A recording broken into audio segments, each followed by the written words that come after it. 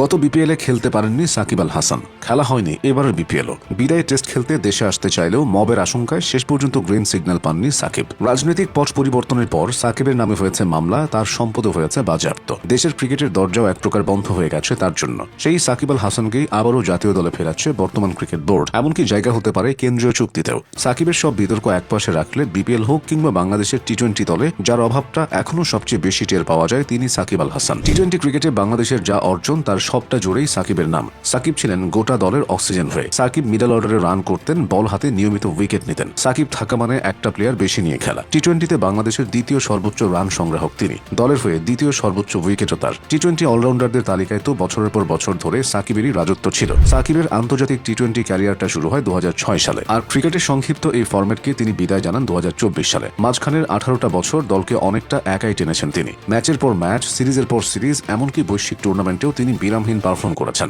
2006 সালে জিম্বাবুয়ের বিপক্ষে বাংলাদেশের প্রথম আন্তর্জাতিক টি-20 ম্যাচে অভিষেক হয়েছিল সাকিব আল হাসানের, যেই সাকিব পরবর্তীতে ডালপালা মেলে বটবৃক্ষে পরিণত হয়েছেন, চড়ে বসেছেন বিশ্ব ক্রিকেটের মসনদে। ক্রিকেটের সংক্ষিপ্ততম সংস্করণে বাংলাদেশের জার্সিতে 129টি ম্যাচ খেলেছেন সাকিব, যেখানে 127 ইনিংসে ব্যাট করে প্রায় 23 গড়ে করেছেন 2551 রান। তার ব্যাটিং স্ট্রাইক রেটটা 121। নামের পাশে আছে 13টি হাফ সেঞ্চুরি, যা এখনও বাংলাদেশিদের মধ্যে দ্বিতীয়।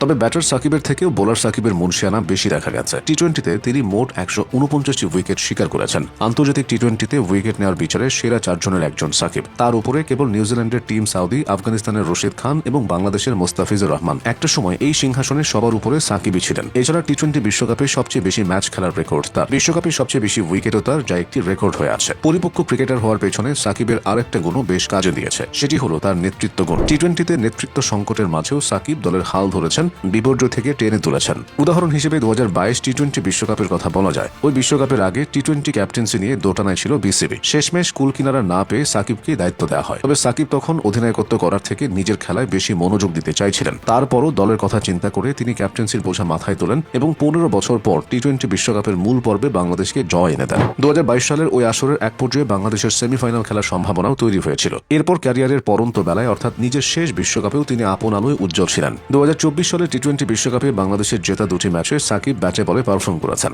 একটিতে তো ম্যাচ সেরার পুরস্কারই জিতেছেন। তবে দলীয় ব্যর্থতায় সেবারও সেমিফাইনালে ওঠার সুযোগটা হাতছাড়া হয় বাংলাদেশের। সংক্ষিপ্ত ফরম্যাটে বাংলাদেশের জয়ের থেকে হারের পাল্লাটাই বেশি ভারী। ছোট, মাঝারি কিংবা বড় সব দলের সাথে বাংলাদেশের হারার রেকর্ড আছে। তবে বড় দলগুলোর বিপক্ষে হারা অনেক ম্যাচেও সাকিব তার জাত চিনিয়েছেন। 2012 টি-20 বিশ্বকাপে পাকিস্তানের বিপক্ষে 54 বলে 84 রানের অবিস্মরণীয় ইনিংস, কিংবা 2014 টি-20 বিশ্বকাপে অস্ট্রেলিয়ার বিপক্ষে 52 বলে 66 রানের ইনিংসগুলো তারই প্রমাণ। 2015 সালে পাকিস্তানের বিপক্ষে একমাত্র টি-20তে সাকিবের হার না মানা 50 বাংলাদেশকে জয় এনে দিয়েছিল। 2018 সালে ওয়েস্ট ইন্ডিজের বিপক্ষে টি-20 সিরিজ জয়ে তিনি অনবদ্য নৈপুণ্য দেখিয়েছিলেন, হয়েছিলেন ম্যান অফ দ্য সিরিজ। তুলনামূলক সহজ কন্ডিশন হলেও 2021 সালে অস্ট্রেলিয়া ও নিউজিল্যান্ডের বিপক্ষে জেতা টি-20 সিরিজগুলোতেও সেরা সাকিবকে দেখা গেছে। অথচ তখন তিনি নিষেধাজ্ঞা কাটিয়ে ক্রিকেটটা আবারও শুরু করেছেন। টি-20 হলো মোমেন্টামের খেলা, এখানে মুহূর্তে ম্যাচের মোড় ঘুরে যেতে পারে, আর এই কাজটি সাকিবের থেকে ভালো কয়জনই বা করতে জানে। কিপ্টে বোলিং এর পাশাপাশি তার উইকেট নেওয়ার ক্ষমতা ম্যাচ ঘুরিয়ে দিত। কোনো ট্রফি হয়তো জেতাতে পারেননি, তবে বাংলাদেশকে সাকিব নিজের সেরা সার্ভিস দিয়েছেন।